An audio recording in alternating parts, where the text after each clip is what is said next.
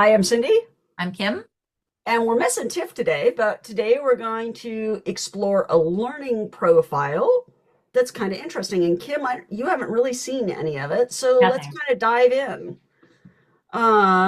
So we're going to call this James Moss as a 10th grader. Okay. And we've got a WAIS 4th edition, so not the 5th edition. This was done a little while ago before the 5th edition came out. Okay. And we're going to do a deep dive in here, but I'm going to do a kind of a quick preview. Oh, let's go back and let people screenshot if they want to do their own analysis really quick. And take a look if they want to kind of Ding, ding, try ding. and That last page is, well, these last two pages of that show certain reading difficulties. Okay. okay. Wow. Remember, we want to give people a chance to kind of see if they can figure it Sorry. out. That's okay. Yeah, we want them to figure out that there are reading difficulties there. And there's some other scores that I did not throw in, but when you take a look at this, what do you immediately see, Kim? Okay. Great IQ score. Uh-huh. 128 can go to college. Now his full scale IQ, 109. What I know is that usually you go to the general ability and do these special calculations if you feel that some of his learning issues have taken away from his IQ score, Okay, correct? right. But there's a statistical analysis that goes into that Okay. to I don't totally, do that, yeah. right? Okay. I don't totally understand it, but I know what it means. Well, notice when you've got a 118 and a 116, a 107 and an 81, the Yeah. minute you see working memory and processing speed being um, a significant gap, a 10, 12 point gap in between, Yep. that you're going to look at a general ability index. You're You just, have to, because it's you too, should, yes. yes. There are a lot of Yeah. clinicians out there that don't, but you should. Don't. Yeah, there are So a ton of people out there that don't. because that working memory and processing speed greatly affect the Yes. Matter of fact, there is a hired gun in our area who works for lawyers who represent school districts who argues that GAIs are questionable, even though there's a ton of research data behind it. But let's not go there. Let's just stay Okay. where we are because that's a whole other thing. But I think this is important that parents see this, that you have a 121 general ability, but And just because that clinician won't look at it doesn't mean you can't have it calculated. People send me emails all the time and ask me to calculate a GAI and I throw it together. so the data is there for you to calculate that. 100%. Did So not know if that. somebody sends me scores, which people do all the time, I can calculate a GAI and I can post that for you and let you know what a GAI would be and whether or not there's a statistically significant difference between.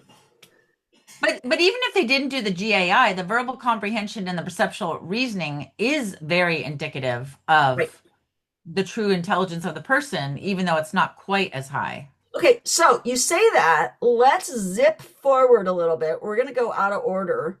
And I want you to look here, Wow. okay? Wow. And I want you to look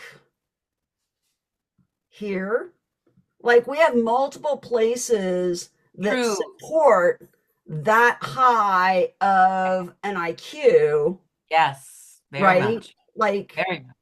granted, you can have splinter skills and things like that, but to have something like reading comprehension be that high is a giant red flag that there's more potential there than may show up, if that makes sense. Absolutely. So parents need to know that you can't just look at those top numbers. You have to look down at all Oh, the, yeah. And also, okay, so let's look at full scale IQ of 109. Okay. yeah. So here we've got verbal memory at a 115. So Hmm. we're outscoring IQ. Yep. Okay. Here, attention concentration memory, a 114, right? Associational fluency, a 122. Um, and then as we pulled up that reading score, the math scores Wow. significantly outscore that 109 IQ, meaning that 109 IQ doesn't make sense. So can I just differentiate? I know maybe I'm slow, but it took me a while to figure out that we have the IQ test, and then we have these academic, or what do you call them, performance Academic assessments, yep, or academic neuropsychological assessments. tests. So IQ, which kind of is neuropsychological, but neuropsychological and then achievement tests are kind of the three big categories.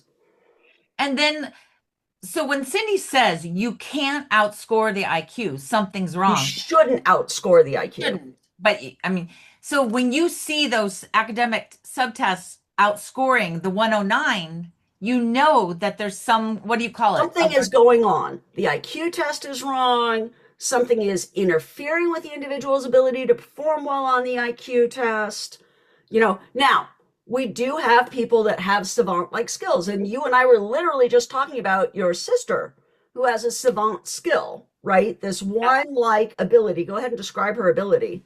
She has the ability, well, she's always been good with dates and names, but she can recall within 2 seconds, like on the first chord of playing a song, what the group is and the title of the song, maybe first two chords.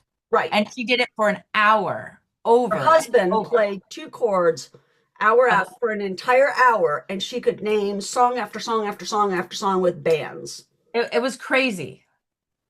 An And individual, could differentiate when there was a new variation of the song. yes, Okay. yes, So that's a savant like skill. That is some unusual deep wiring that I hate using Rain Man as an example because it casts a picture of autism in one particular way. But, there are a lot of people out there on the autism spectrum, from low functioning to high functioning, that have really unusual, hyper developed, unique skills. yeah, And that is different than somebody who consistently outscores their IQ.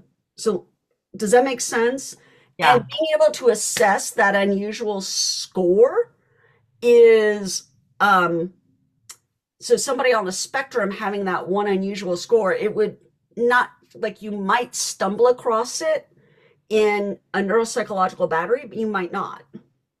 I mean, we don't have a test of can you hear musical chords, right? We don't have a test like that we administer on a regular basis. Yeah. Okay. All But when right. a parent gets a test score back like this, the test's all done and they don't have a general ability index. Does this mean that they did the wrong IQ test on the person? It doesn't mean that they did the wrong IQ test. It means that they may come back and say there's nothing going on with the student because there's no gap between IQ and achievement. But there is. It's a gap over. Okay, which is why we've moved to, so for example, Washington State has moved to a pattern of strengths and weaknesses, right? But you still have to set a strength score somewhere. You have to figure out what your strength score is, but it allows you, let's say you didn't calculate a GAI, Yeah. you would theoretically be able to go back in and say, all right, let's use the 115 for verbal memory, which would be a hell of a lot better than a 109. Right. You might be able to come in and use the 116 on math, the 113 on reading. Anyway, you see the range of scores. And when you compare that 113 composite, which is letter word recognition and reading comprehension, giving you that 113 to the 83, there's clearly a statistically unusual gap there of Yeah. 30 points. That's 2 standard deviations. That is unusual. Yeah. Something is happening with this individual's oral reading. The bummer is, I have to say, when I read other people's reports, they don't give me the standard deviation.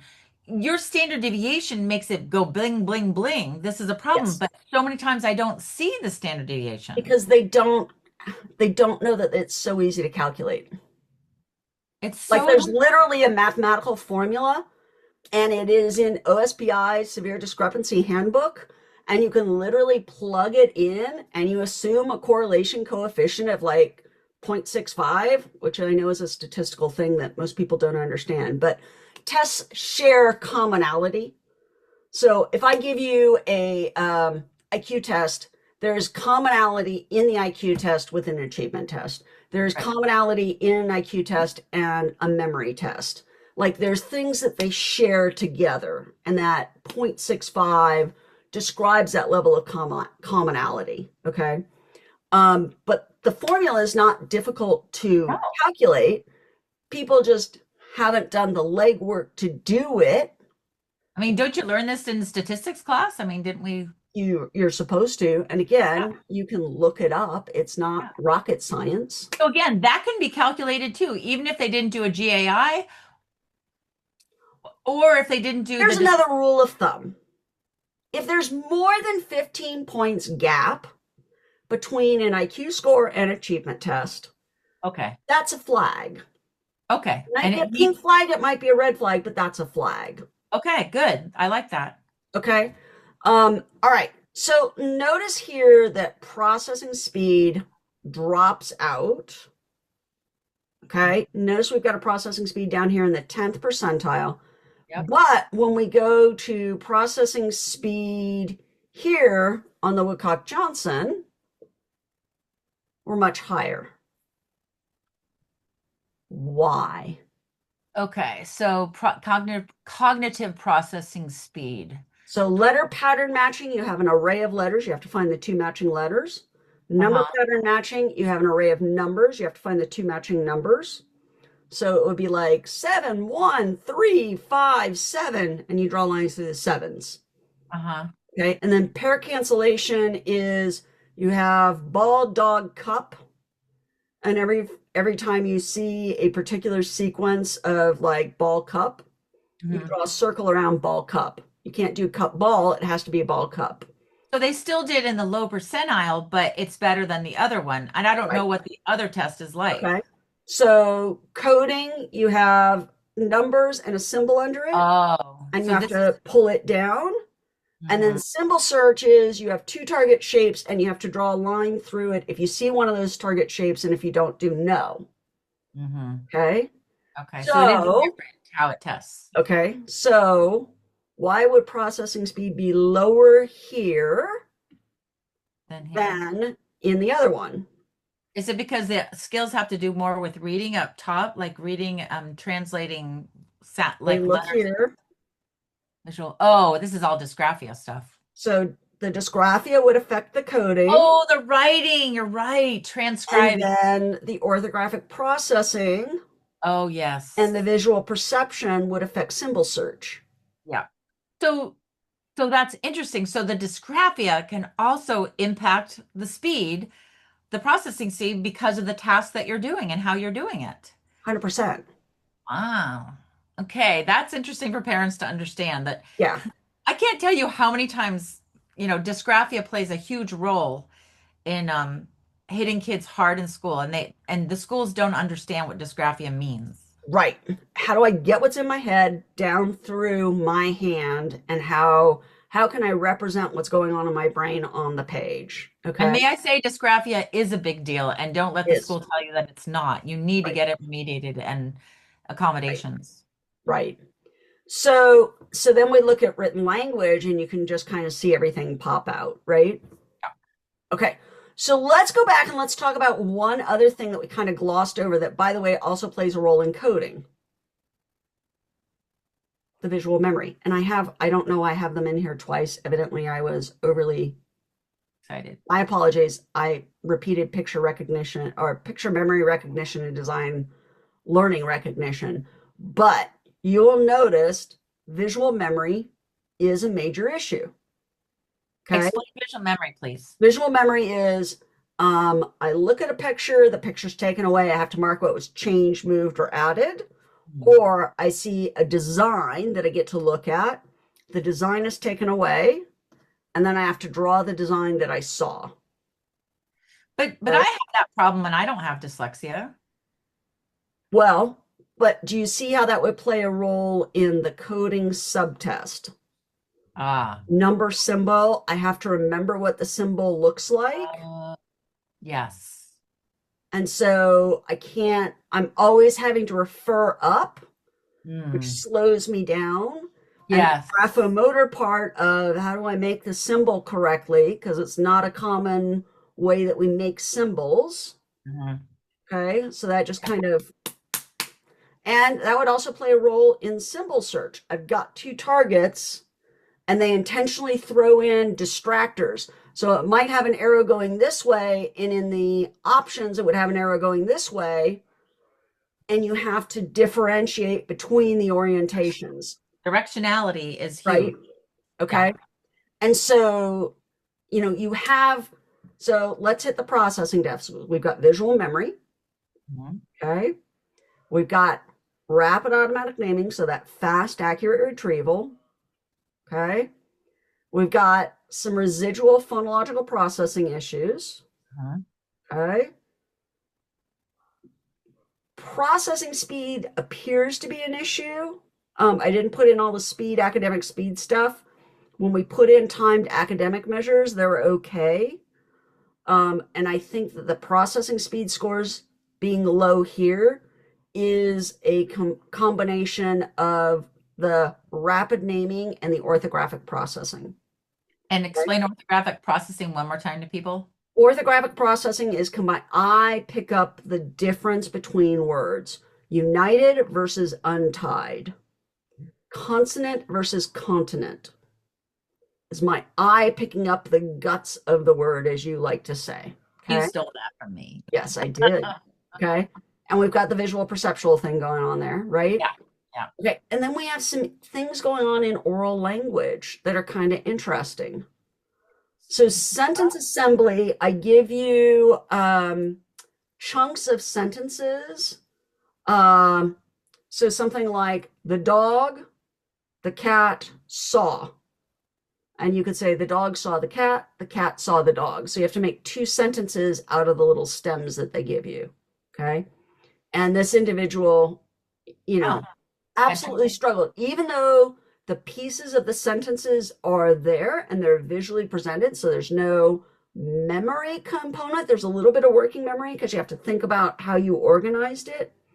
They had a really hard time thinking about how to put it together in the right order to generate a grammatically correct sentence.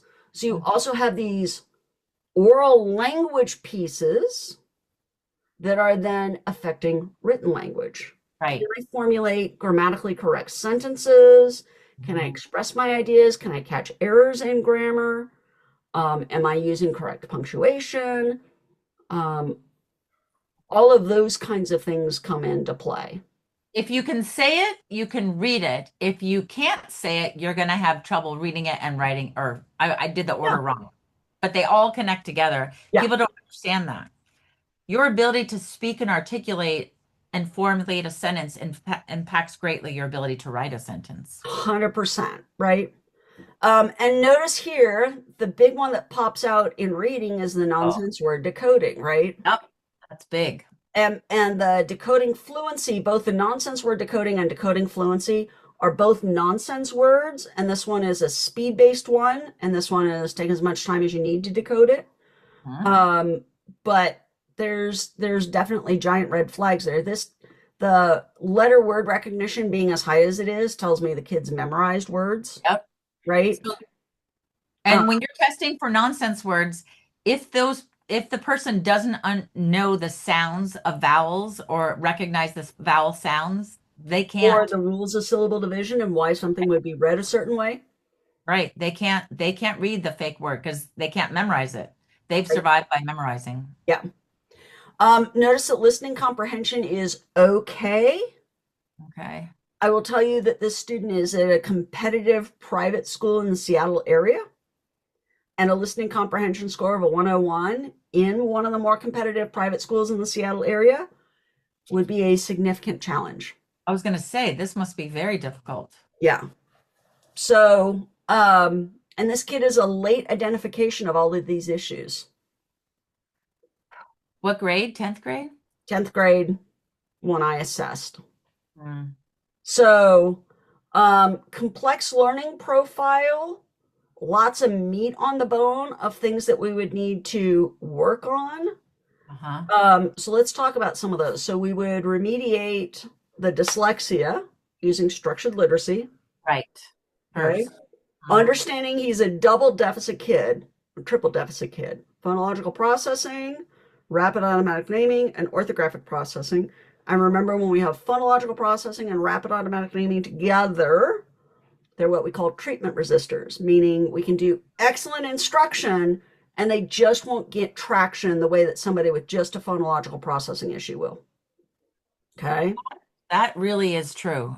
You try so hard and it comes, but like this slowly. Right. And then dysgraphia. So that written component, I have great ideas. There's a lot I want to do. Interestingly, this individual wants to do professional writing. So I Wow. said, great, use a computer, Yep. get a good editor. Voice to text, you know. Yes, speech to text. Yep. Okay. So um, they they have challenges ahead, and the good news is there's lots of accommodations. Accommodations are great. I want accommodations and instruction Yeah. together, right? But the instruction would look like structured literacy. We'd go back, we'd work on written language, and we'd build written language up. So we'd remove the handwriting part. The spelling would come with the structured literacy. Mhm. Direct instruction to mechanics and grammar. There's really not a problem with cohesion and coherence. Great ideas, well developed ideas, linked together well. But those lower level processes impair their ability to generate the ideas at the level that they have them Mhm. and really get them out. But you're not going to get that in school. That comes from outside of school. Yeah. And the Not going trick to of happen. that is finding the right clinician that knows how to teach writing and not using a whole language approach to writing instruction. And the trick is too, the poor kid is trying to deal with keeping up with his homework or her homework. Yeah. Right. Right. It's tricky. Let's talk accommodations really quickly. Okay. Double time at least on tests. Mm-hmm. Ability to receive notes for every single class, right? Mm-hmm. They have Copies to of notes or track it. note taker. They're allowed to have a word bank for tests when they have 100%. Why is that so valuable, Kim? because they under you're testing the intelligence of them understanding the word as opposed to testing their spelling abilities and And their their ability to pull the specific label in an anxiety producing situation, right right? chloroform versus chloroplast versus chlorophyll. I mean, all those things. Um, what else? Oh, there's so many. Go ahead, you say. Books in audible format. Mhm.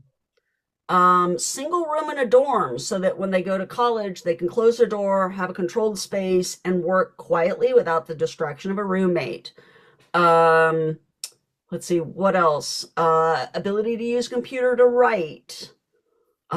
Tests read aloud, oral responses to tests, because I may be able to demonstrate my depth and breadth of knowledge in history if I Mhm. can tell it to you instead of having to write it all down in an essay. Um, no Scantron forms. Oh, Be able to answer in the response booklet. receive the review of the test not 4 nights before the test, but the week before, eight Right. days. So you've got enough time to meet with your tutor and go over everything. Formula sheet. So either copying the formulas and putting them on a page or writing it out yourself. Like there's no reason that you have to copy the formula onto the page. You can go take a screenshot of the formula, print it out, and put it on the note card. That's fine. So it's nice, clear, crisp, and you can read it. The formula, you can have 900 formulas there. You have to know which formula to use and why. So having a formula is not a cheat because most people, if I say, Kim, what's the surface area of a sphere? You would Google it, right? Right. So, so, so though that is not cheating, that is evening the playing field out for a person who Yeah. a formula is just a picture like a word. Yeah. One of the other big ones we might also look at is modified homework, Mm, meaning instead of doing 20 calculus problems, we do 10. right. Two warm ups, couple middle, one or two challenges, right? so Yeah. that we've got reasonable amount of time for them to recharge their batteries at night before they come back to school the next day. And that's quality, not quantity. Right. So, all So right. If this is helpful, let us know. We always like it when you like us. It lets us know what you guys want to hear, and we'll see you soon. thanks.